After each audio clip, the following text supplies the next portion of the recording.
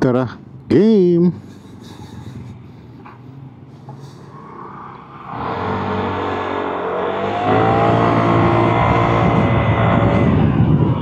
Yun o.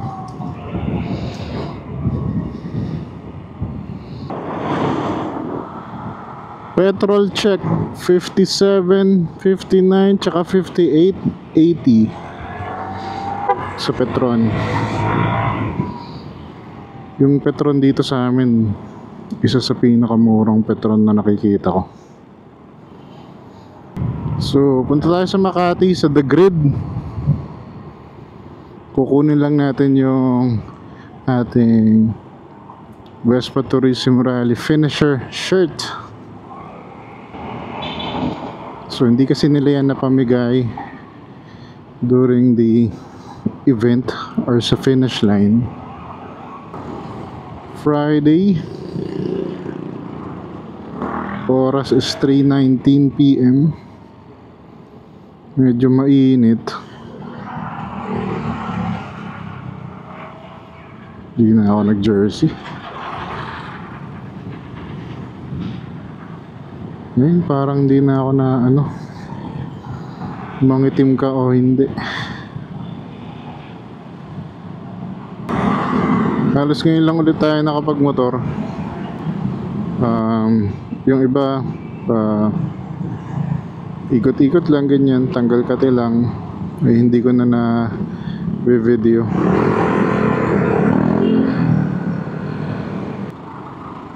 After din pala nung rally, meron tayong mga tanggal kate upgrades.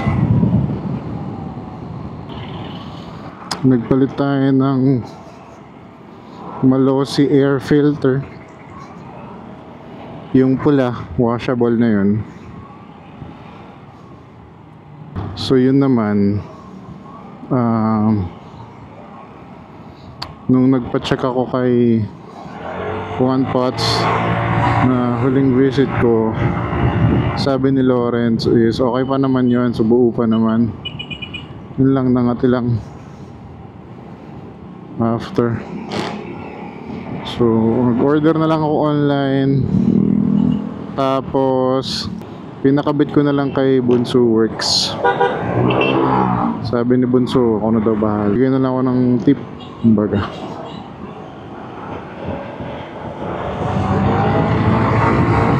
Isa pa na sinama natin yung one na air filter, intake tube pala. Yun naman DIY na lang ako. Nagkabit na, madali lang naman siya. So hihigitin mo lang both sides yung pinaka lock nya, tapos kaya na. Dun lang sa case ko, parang hindi lang siya sakto, medyo malaki. So binawasan ko ng konti para mag-fit siya. Sabi naman nila, press maxi and press chard is okay lang naman daw bawasan. Yun yung mga tanggal kati upgrades natin recently. Pati pala yung Koso spark plug cap.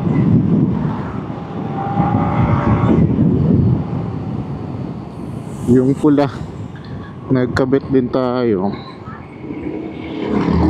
In-order naman natin sa Shopee ni AGM Scooter. Yun, na rin yun, DIY na rin. Kasi madali lang naman.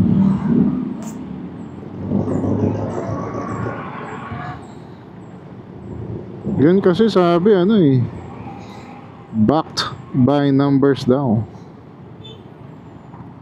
So may increase daw sa may gains daw. May gains sa atin. Parang di naman pansinin. Sa tingin ko lang based dun sa mga naitakbo ko. After ko ikabit yung Yun nga, yung Koso spark plug cap. Ganun lang yung muna yung mga naging upgrades natin itong mga nakaraan. May nagtatanong din, ano daw yung next ko na upgrade. Initially, tinitingnan ko yung Speed Evo na torque drive, tapos yung parang gusto ko yung ano yung Shijiro na exhaust. So parang ano siya, Indonesian brand. Yun din yung gamit niya, Mike Bomac. So confirm ko pa kung okay siya at kung anong inlet yung maganda para sa stock natin. Kasi nga,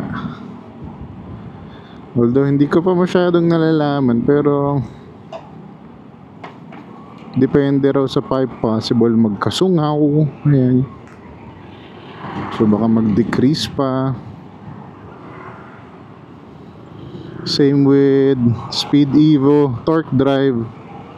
Hindi porket nagpalit ka ng torque drive is automatic siya. So kailangan mo pa rin ipa-tune, syempre, yung panggilid mo kapag upgrade ka ng torque drive. So yun yung mga tinitingnan natin. Tinitingnan ko rin magtanggal nung magtanggal nung grab bar. Kasi meron akong nakita parang minimalist na hawakan dito sa gilid sa grab bar from HT Factory. Parang okay.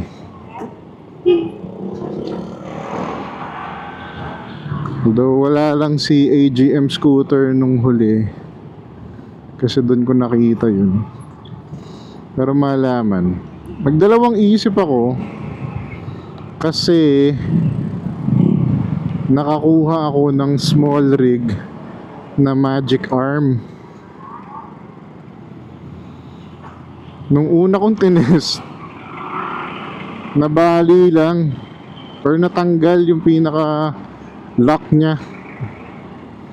Ito, papakita ko. So nakuha ko kasi yon sa Lazada. So pag uwi ko, bad trip ako. Pag uwi ko, nag-request ako ng return cancellation, ganyan, or return sa Lazada. Ang effort, ako yung mag-drop pa. So medyo tinamad ako, hindi ko agad naasikaso.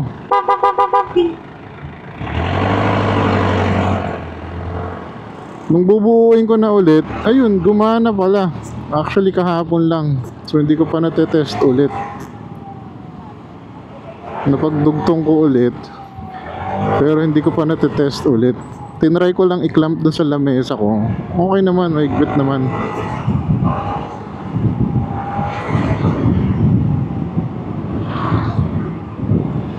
Kaya napapaisip ako bigla na wag ko na munang tanggalin yung grab bar. Kasi okay yung mga shots nung magic arm. Gawa ako mamaya, ilalapat ko dito. Hindi ko lang pala dala ngayon. So pwede naman siya pang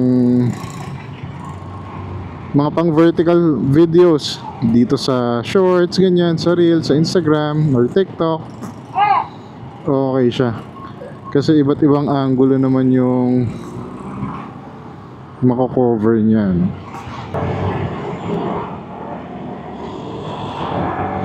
Yun nakisama yung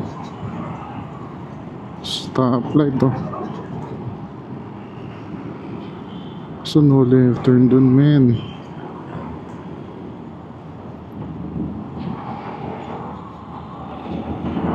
Layo ikutan natin.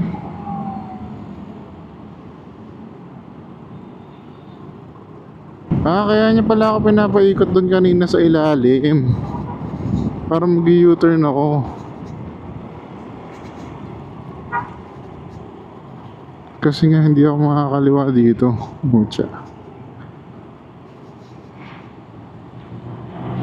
Ayun, napalayo. Ayun, hindi tayo makakaliwa dito sa Chino Roses. At pala umikot na ako doon kanina. Kumanan na ako. Maling mali. Ayun, pwede na ako dapat dyan. Tapos balik ako ng Chino Roses. Nakananto ako. Palayo. Bungad lang yun eh. Tinanggal ko kasi ulit yung padlock. Gawa nung nagtetest nga tayo ng magic arm ni small rig. Lumbay yan. Ito ba yun? The grid? Ito the grid.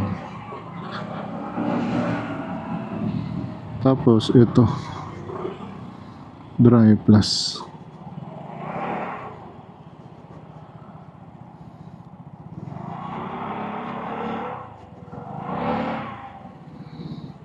Brew coffee. Yan.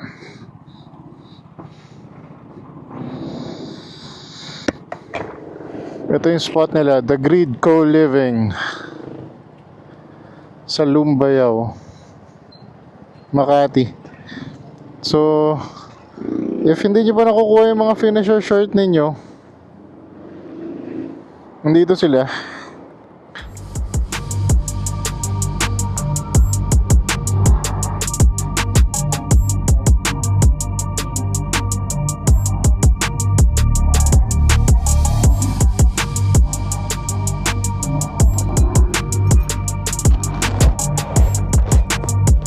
Alright, done na tayo sa first task. Nakuha na natin yung finisher shirt from Dry Plus Philippines.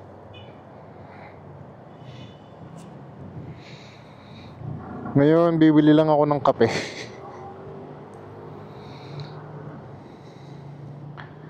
Doon sa Kape Kabuhayan sa Quinta Market.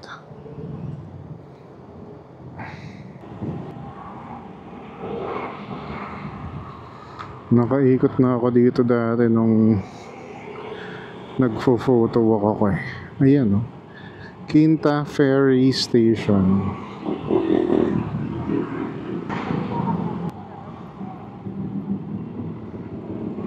Sa kabilaan. May one way ba yun? One way pala yun.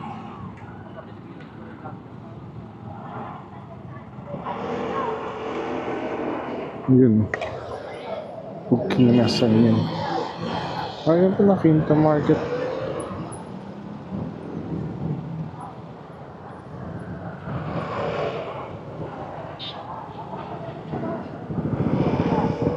Quinta Ferry Station, Quinta Market.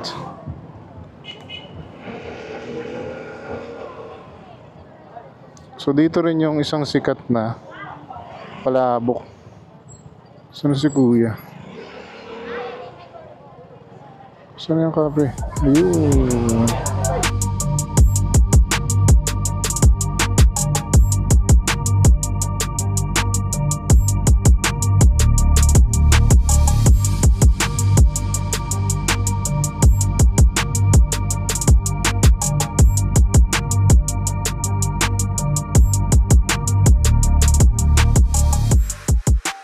Ayun. Success.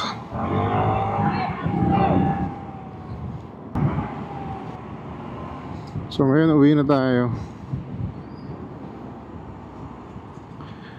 Okay na yung mga kailangan natin gawin. Nagawa naman na natin. So paano, I guess yun lang muna for this one. Salamat sa inyong pagsama sa ating biyahe for the day using our Vespa Primavera. Again, thank you for watching. Thank you for your time. Until the next one. Baboosh!